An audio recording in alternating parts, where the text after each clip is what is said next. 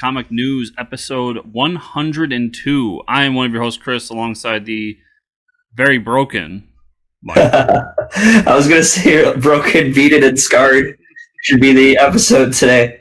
Yeah, we're back. Another week has gone by. I was in Vermont just up until an hour ago and have a nice, fun story about that. Actually, I could segue into the Fortress of Comic News with this story, okay? You guys, everybody bunker down here. Hunker down, buckle up. I don't know, one of those words. So I go to Vermont to meet some friends, to go snowboarding, and I've been snowboarding now for like 12 years. I don't know what it is about this trip, but like the last week or so, people were like, man, how long have you been snowboarding for? And all this stuff. I'm like, are you good? And I'm like, yeah, I've never had like a major accident. They're like, why do you wear a helmet? And even today, I was like the only one wearing a helmet. So like, I just felt so jinxed. So anyways, I'm in Vermont at a mountain called Mount Snow, and it's our second run. I don't even know this mountain. It's my first time there, and we're on the easiest trail too. I'm just gonna come out and say it. Like, I'm not a bad snowboarder. We're just on the easiest trail just to get a look at the mountain. And I hit an ice patch. And if anybody's ever been on a snowboard and you hit an ice patch, it's like, it's sketchy stuff. But I was carving really deep when I hit that ice patch. And so I hit the ice patch and I went off the side of the trail and it hit like 3 trees. Didn't break anything. The medical people checked me out. But I have a big gaping wound in my leg and like a baseball sized welt, and my elbow and my neck are all, everything's just beat up right now. It's going to hurt a lot tomorrow morning is all I know. But that's not how I'm going to segue that into the Fortress Comic News. So, it was really embarrassing though, because like the girl patching me up was actually pretty cute. And she was like, well, what trail were you on? And I had to tell her like, it was like the easiest trail on the mountain. She was just like, oh, that's when you're like, oh, it's on Dead Man's Trail, you know? Yeah, I was like, they have one that's called like Mine Shaft, and I'm like, it was so funny too because our friends had split up. They're like, well, we're gonna go hit the Black Diamonds. I'm like, well, I've never been to this mountain, so I don't usually start off a mountain hitting the Black Diamonds. So I'm gonna go take a nice warm up run. And little did I know it'd be my last run of the day. So, anyways, I'm laying there after I crashed. I get my board off. I stick it in the snow, and my buddy that's with me is like checking me out. He's like, well, give it a second, let your adrenaline, simmer down before you try to stand up and walk on it, because like I didn't feel anything, and then I like took my boot off and I had this huge gash on my leg. I'm like, wow, I don't even feel that. But like I'm sitting there, like we're on the edge of the trail and like we're not in anybody's way, and like some middle-aged dude, not even some kid, some middle-aged dude just like rides. Like first off, we had a couple kids spray snow on us just because like it's a really dangerous turn in the trail, and while we're sitting there, like 10 other snowboarders almost fell. Like one of them fell, a couple others almost fell because there's like really bad ice patches. It's been really cold here the last couple days. And that's what you got to be mindful of. Like when there's no snowfall and really sunny day, it like glistens up that snow and it gets really cold and it's a bad conditions. Which I probably should have been a little safer than I was, but whatever. And I got sprayed with snow, which the kids are just trying to avoid us. I don't really give a shit. And then one guy, like middle-aged man, goes by us and like, he goes, nerd, as he's going down the mountain. I'm like, dude, I'm sitting there with my buddy Greg. I'm like, I think that hurts worse than my leg right now, man. Like, I don't even care that I have like a baseball-sized lump on my shin right now. It wasn't shit. It hurts so bad. I'm like, that hurts more than anything. That I just got called a nerd by some middle-aged dude. Doesn't even know why I have my board off and I'm laying in the trail. Like, I could have fractured something. It just calls me a nerd. So here we are. I came right back home to do my 102nd episode of a podcast solely dedicated to comics, artists, and writers of comic books.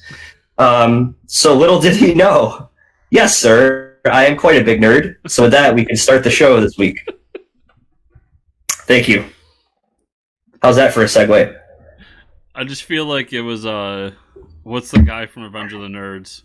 Nerd! Oh man, what do they call him? Ogre or something like that? Ogre. Yeah, I think that's. Yeah, I did that at work the other day. Nobody got the reference, so I just looked like an asshole. Dude, I love Revenge of the Nerds. Oh man, what a great movie! Such a good movie. Yeah. Anyways. So couldn't get away with that movie today though. So like, Oh no. correct. Yeah. No way. Like it exists, but nobody.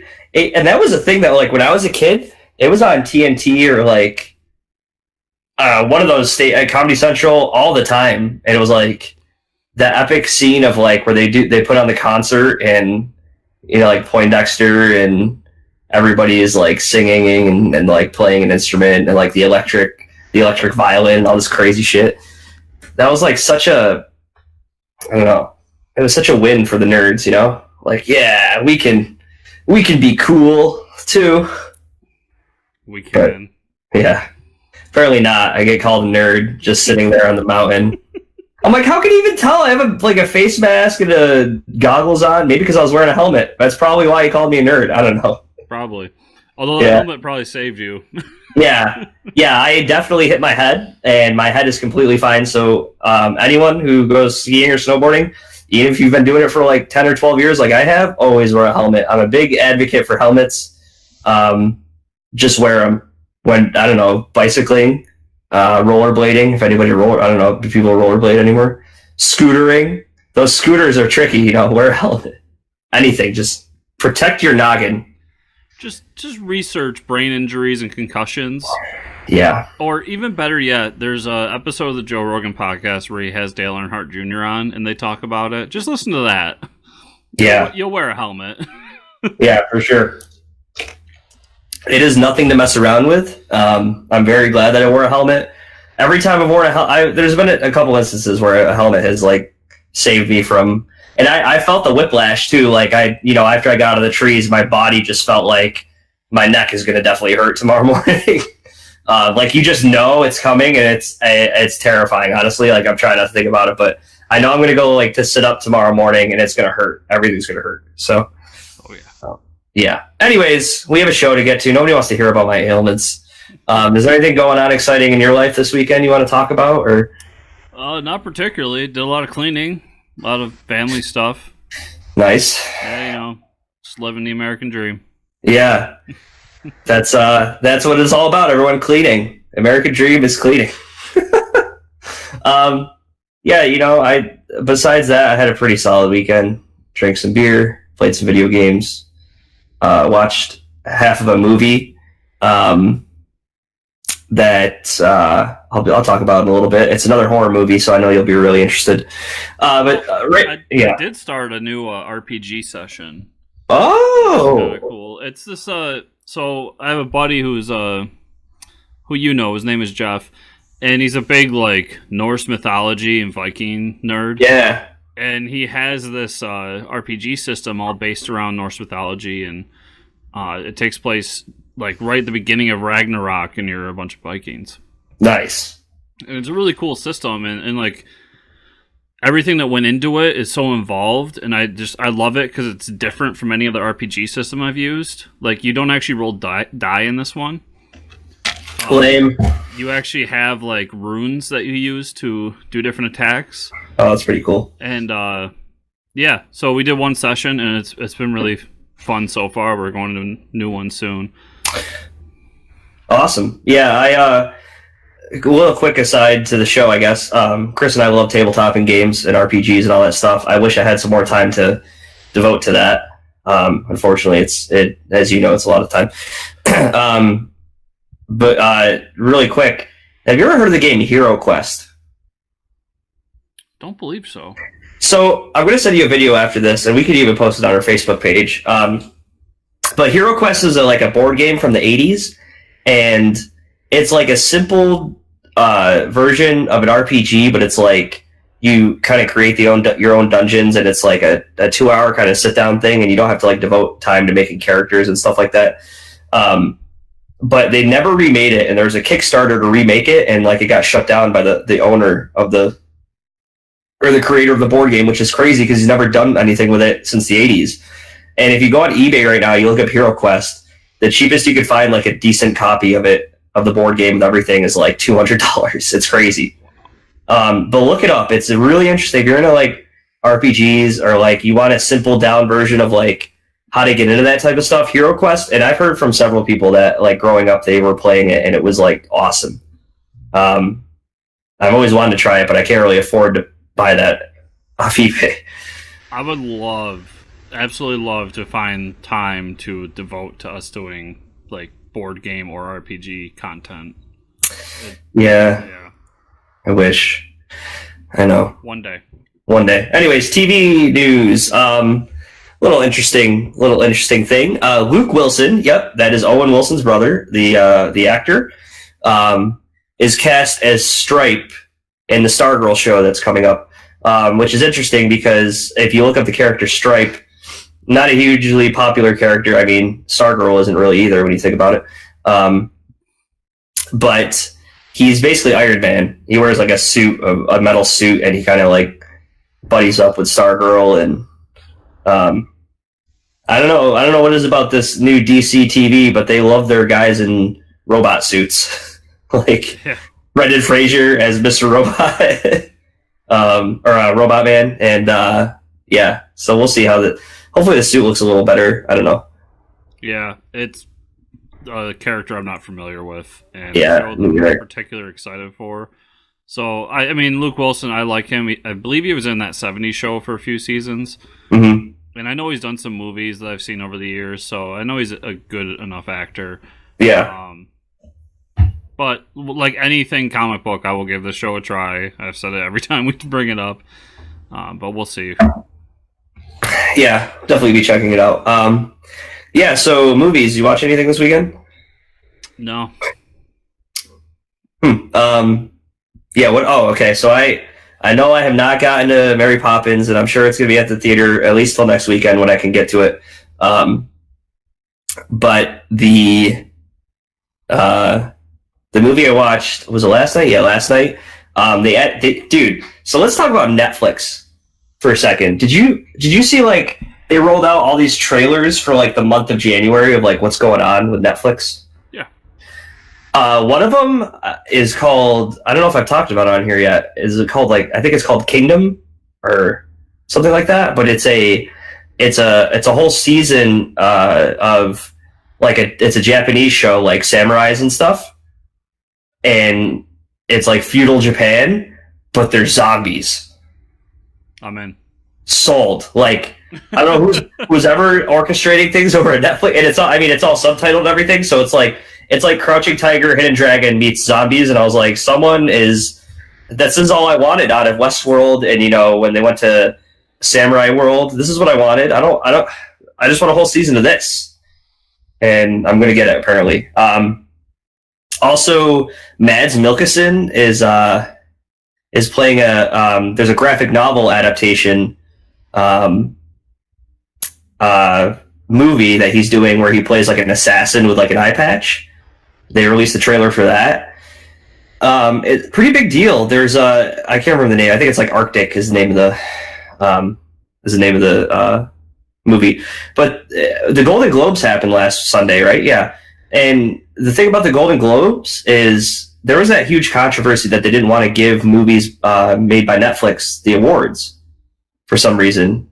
I'm sure it has to do something like the whole politics of like movie producing companies and all that crap. But a couple Netflix movies did win last week, and I can't remember what they were, but they were streaming movies that won. And I thought it was pretty interesting that, and a lot of people were, one of the directors of the movies actually talked about like whether it was fair or not. But like Netflix is taking a chance on all these creators and directors, and I think it's a really cool thing. Yeah, it's a thing with these award shows have to kind of adjust to.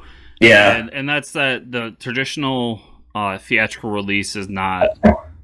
I mean, it's still viable, but it's not the standard anymore. Like, right. Obviously, your $500 million Avengers movie or $1 billion Avengers movie, whatever, is never going to be straight to Netflix or anything like that. But yeah, there's still really good content coming out from Netflix, and I think you're going to start seeing more that are like Oscar bait movies coming that way. Mm-hmm. So it's interesting to see them starting to win. You're seeing this across all mediums too. I mean, Video games are fighting a similar thing. Movies, and I'm sure comics will soon with Comixology releasing stuff on their platform. And so yeah, it's a brave new world we're in. All this internet. Yeah, it really is. But the movie they just added, they added a bunch of movies. They added like Monty Python's Holy Grail. They added I think like Gold Members on there now, which is an amazing movie. All the Indiana Jones movies, which were on Prime before, but they added Train to Busan, which is a Japanese horror film. Okay. And it's zombies. It's not particularly like terrifying, but it's a pretty cool idea. So I'm like halfway through it, and if you look at any like horror websites or forums or Reddit r/horror and stuff like that, Train to Busan is like, it always appears on like a list, whether it's like a top 10 list or top 20 list. Someone always puts that on their list. And I'm about halfway through it. I'm going to finish it up tonight, but the idea behind it is these two parents are split up, and the little girl, it's her birthday, she wants to go visit her mom who lives in Busan, and the father's a very, very busy businessman, and she finally convinces him to take her on the train there the next day. And like as they're doing that, there's like a bio attack happening, and of course zombies, and these aren't just regular zombies, these are like the 28 days later zombies that are like sprinting, you know, kind of like, what is it, World War Z, was that the movie? Yep. It's along the same lines as that, and when they're trapped on a train, like basically they end up on the train, and like someone in one of the cars gets infected, and then they keep running and running to the next car. It's kind of terrifying because like, where do you go? You're stuck on the train, right? Yeah. But it's really well done. It shows like the terrifyingness of like a zombie, and like kind of the like they figure out, oh, if they can't see us, then they don't know we're here, so cover up the windows or something, so like the zombies go back to like their state of like, oh, we don't see anybody, so we're not going to attack anyone. It's cool. It's a really good movie. It's, if you like horror, but not, I mean, it's more like along the lines of 28 Days Later, where there's not that any jump scares like 28 Days Later, but it's just a good story overall. So it's definitely gonna be one of my top 10, I think. That sounds right up my alley too, because that's yeah. Like we joked that I don't watch horror, but I just don't watch as much as you. Yeah, you like zombies though. But yeah, that's straight up my alley right there. Yeah. So you should definitely check it out. I mean, a lot of people can't deal with the subtitles, but that stuff doesn't really bother me. Yeah, definitely a good watch. So we got some movie news. There's some talks going around Avengers Endgame, whether Black Knight is going to be introduced. Yeah. So what does that mean for the Marvel Universe? What do you think? Like, so how does Black Knight fit in everything? So the rumors kind of start and end with, there's a bunch of Marvel comics that Marvel is pushing forward as like, you know, these are the influences for Avengers Endgame. They do it for every movie. Yeah. And a lot, if not all of them, have Black Knight in it. And then there's also the rumor going around that the movie will have flashbacks in it. So what this says to me is, we had talked 6-7 months ago that Guy Ritchie was attached to do some of the British Marvel characters, like Black Knight and like Captain Britain. Right. If he is introduced, what it does to me is it introduces a whole new team. Yep. And it introduces kind of a new genre for Marvel. Because when everyone talks about the comic book bubble, they don't really mention that all these movies have their own genre to them. And we haven't seen a medieval movie in that universe. Right. And Black Knight's a character I really like, who's, I think, really underused in the universe. I mean, he's exactly what you think. He picks up Excalibur and becomes the Black Knight. Yep. And it just could be something different for them, and something to kind of, give it a little injection of something new that they don't have. I think that this isn't going to happen, though. Yeah. I mean, a lot of things are pointing towards it, but I don't see it. But as I've said, nothing will surprise me at this point with Marvel. We are getting a Captain Marvel movie here soon, so. Yeah, I mean, there's there's 3 Guardians of the Galaxy movies, well, a third one coming, but you never know. And they would get the jump on DC because DC does have those characters as well. Yeah. So it's kind of their one up that they had because DC has kind of beat them to the solo female lead movie. It's smart to just add more to your catalog, so Right. that could bring somebody in, or it just adds a different flavor to your movies. What I wonder is how they do. Do they bring a modern day if he does show up, or how does that come about? And it'll be interesting to see if they do it. It's kind of interesting too because Guy Ritchie just got done doing a King Arthur movie like last year. Yeah. Which I don't know. It's kind of the same thing, but yeah. I would much rather see Captain Britain come in, but yeah, that's me. Same. All right, so now we're at the beloved comic news. This is some interesting news for me. DC's joining Comixology Unlimited. Yes, I'm excited for this too. Yeah, this is great.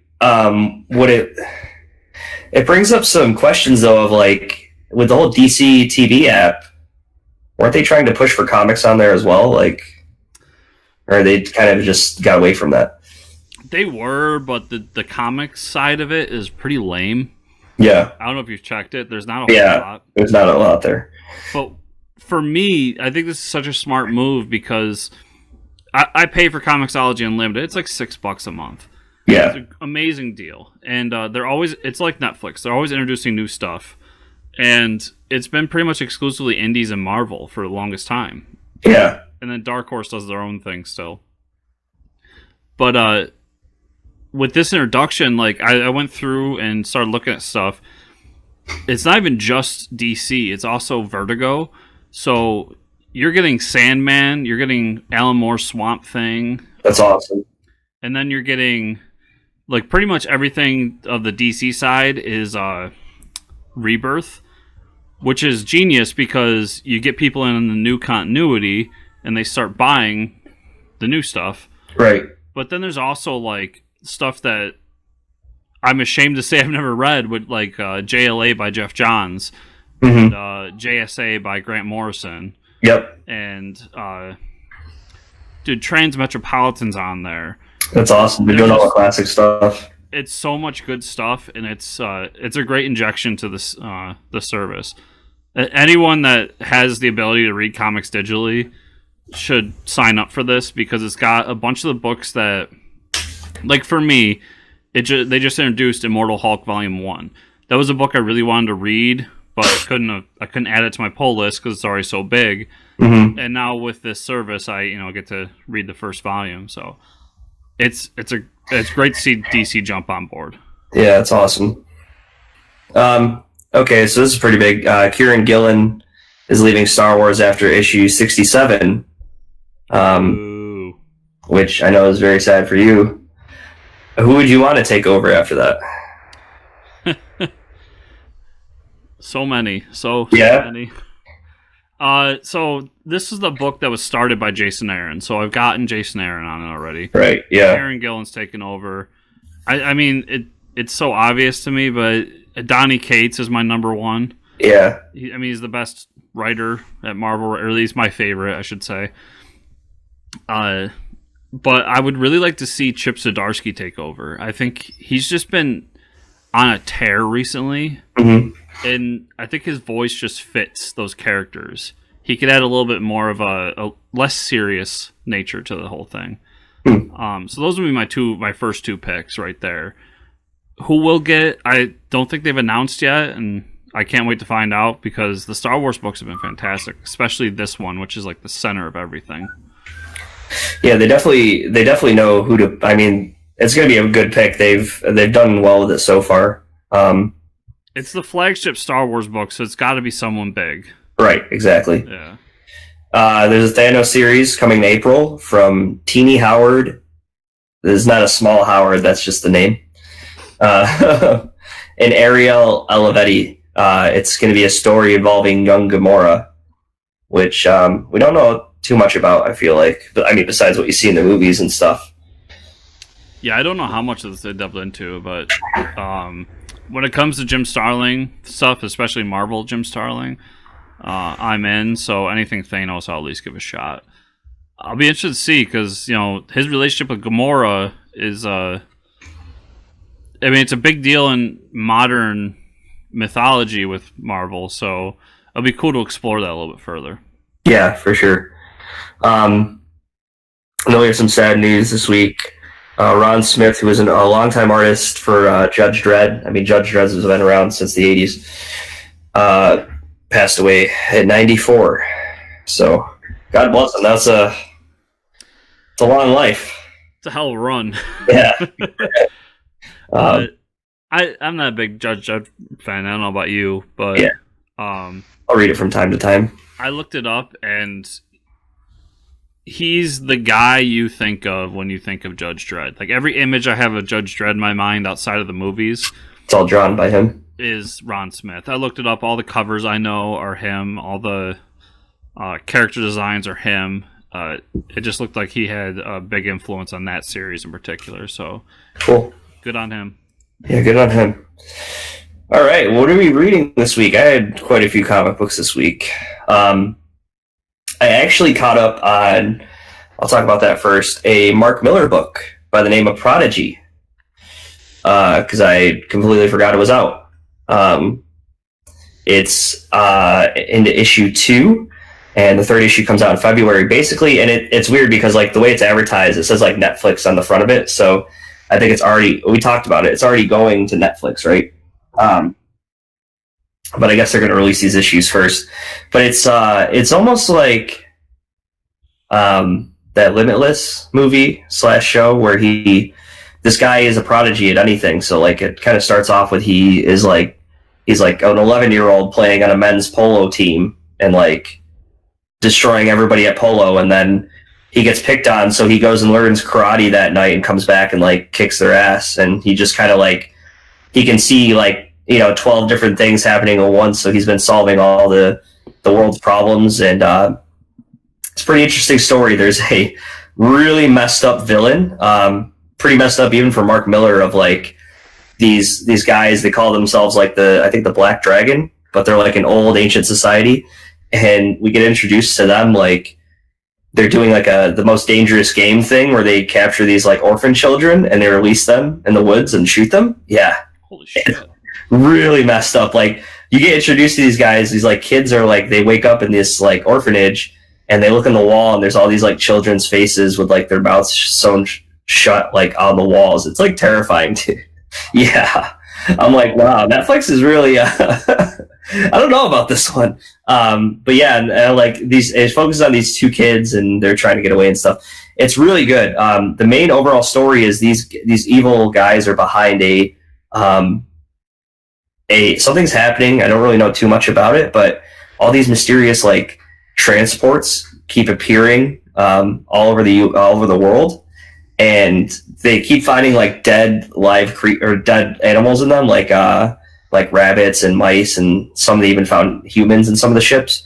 But it's like he concludes that it's like a parallel universe trying to invade, and these are their tests that they're sending over. Which is pretty cool, and there's some mystical stuff to it too. Like he does some cool. I don't want to give too much away, but it's a really good book. I mean, it's Mark Millar, and that guy you can't go wrong picking up a book by him. And Raphael Albuquerque.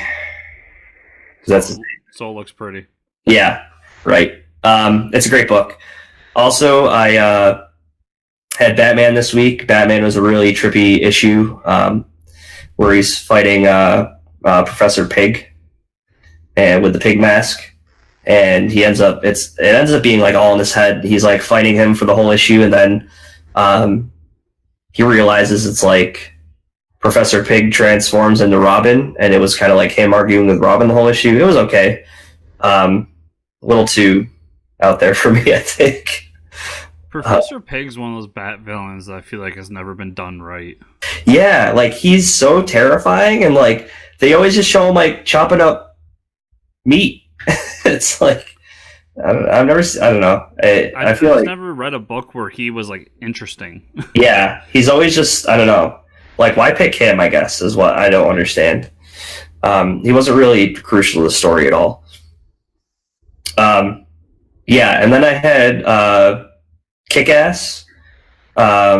think number 11, I believe. Yeah, and that was a really good. I mean, issue. It's basically she's going to she goes to a big kingpin's house to take him down with a group of people, and she kind of runs into like a Juggernaut character with like a metal suit, and that's how the issue ends. So I can't wait to see the fight scene in that next issue.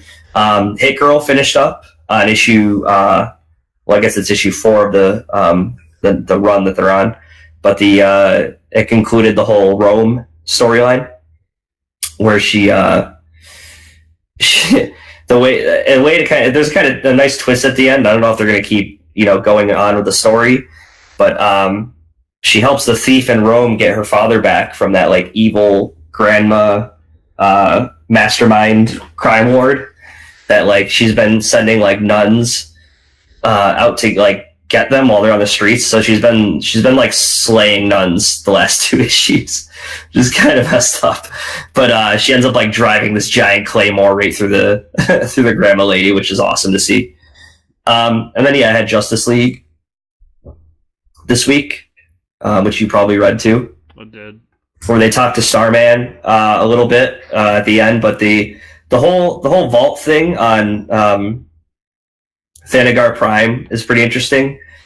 Basically, the Hawk World Thanagar Prime is it's it's so elaborate, and they have these nice giant vaults. But then, like as they get deeper into the vaults, Martian Manhunter, Hawk Girl, and John Stewart break into the vaults, and they find that they're holding a Martian there, and they're using her to kind of as like a power of creation for the planet. That's why it's thriving so well. It was really Scott Snyder's doing a lot of weird stuff. It's a Hawk person story, so it's confusing as hell. Yeah, they're using the manipulation powers of the Martian to make the nth metal like stronger. I don't know.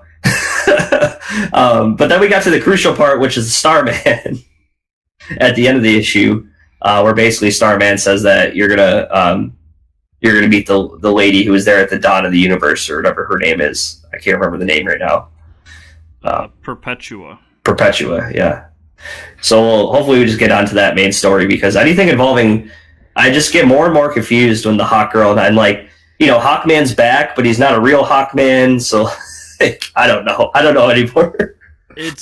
Hawkman's one of those characters for DC, or unless you're like a real Hawkman nerd, or just a big DC guy, it's hard to get into him. And this whole story arc for me has been kind of a bummer. With the exception of the little there's literally like 4 pages in each issue that's revolves around Starman and what's going on there, and that's I want more of that. So that's tough. Yeah, that's what I had though for the week. So I got Miles Morales Spider-Man issue number 2.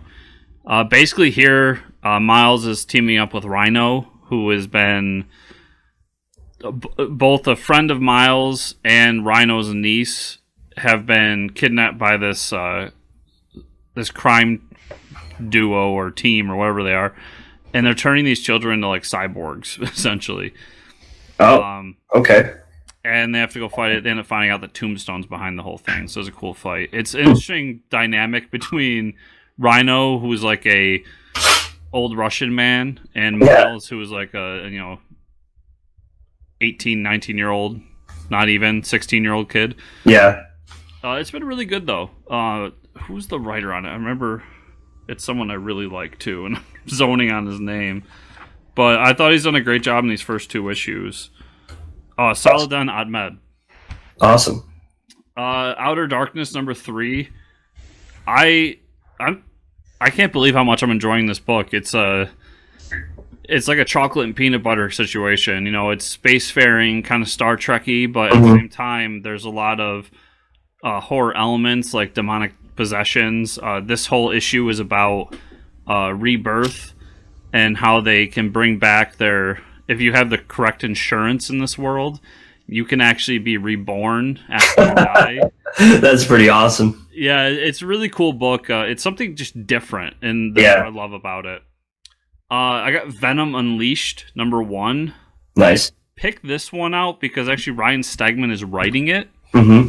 and it ties into Donny Cates' run. So this one's about that Venom dog we saw in the last issue. Yep. And it's like a quick story with him, and it's interesting enough, but then you get to this point where you find out that Carnage has this plan that he's setting into place. And he's starting to kind of take over people's minds with these symbiote slugs to go after people who have symbiotes. Kind of like Animorphs? Kind of. It's an interesting story, and if you're reading Donny Cates' run, I think it's going to become integral to what's going on. Cool. And it's a real like artist story because there's not a whole lot of dialogue. So Ryan obviously wrote it to appease a artist. Nice. Avengers number 12. Most of this issue is about the formation of the Agents of Wakanda and who they are. So there's no longer an Agents of S.H.I.E.L.D., so Black Panther decides he wants to create his own organization to do kind of the underground work that the Avengers can't do. Mm-hmm. And he gets this team together. But we end up finding out that there's something going on in space. So Dracula is out in space, and he has this army of vampires, and they're going after Morbius, the living vampire, who is brought back. And this is basically setting up a story where the Avengers are going to have to fight Dracula. And, you know, a couple issues ago, they hinted that they're bringing in Blade. Mm-hmm. Blade is now officially a part of the team. That's awesome. Because who else do you want to fight Dracula? Yeah, like you gotta get Blade in there. And then Thor number 9 is kind of a tie-in to that. It's so there was a woman in the last run of Thor that was an Agent of S.H.I.E.L.D., and she's now kind of one of the leads of the Agents of Wakanda. Mm-hmm. And it's her interacting with Jane and Thor, and this issue, on top of tying in with that, is really just hinting towards the War of the Realms. Like that's coming in the next couple months. That's Jason Aaron's big push, so that's what this book was mostly about. Cool. And then my last one was Star Wars, Age of the Republic, Jango Fett. These titles get longer and longer. Yeah, I love the Star Wars titles. So this one's all about, they do a quick backstory of Jango, but we all know the story. He gets offered a bunch of money to use his genetic code to make the clones. And they get into the whole fact that he wants a son. So he has this son, and that's Boba Fett. Yep. We all know this, right? So this story is about he's still taking on jobs as a bounty hunter. Mm-hmm. And he gets this team together, and he brings his son along. And what he's trying to teach him is how to become an effective bounty hunter and essentially take over for him after he goes. Mm-hmm. It was a really cool kind of father-son story with a lot of Boba as a child murdering people. Oh, nice. But it was cool.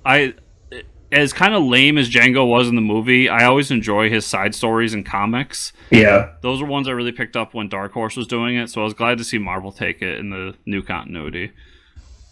Yeah, they didn't do a whole lot with him in the movies. Yeah. Kind of lame. But that's all I got. Wow, nice short episode this week for me because I'm broken.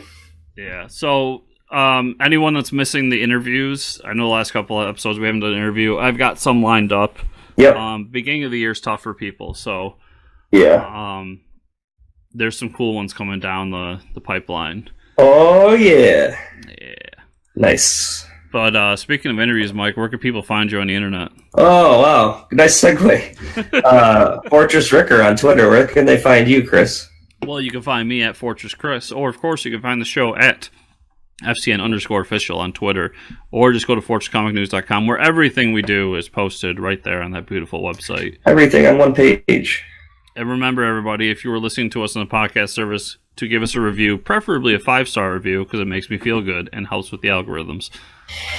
And if you're watching on YouTube, thumbs up down below, subscribe to the channel, comment below, all that fun stuff. But thank you, everyone, for listening, watching, whatever you're doing with us. We'll see you all next week. See ya.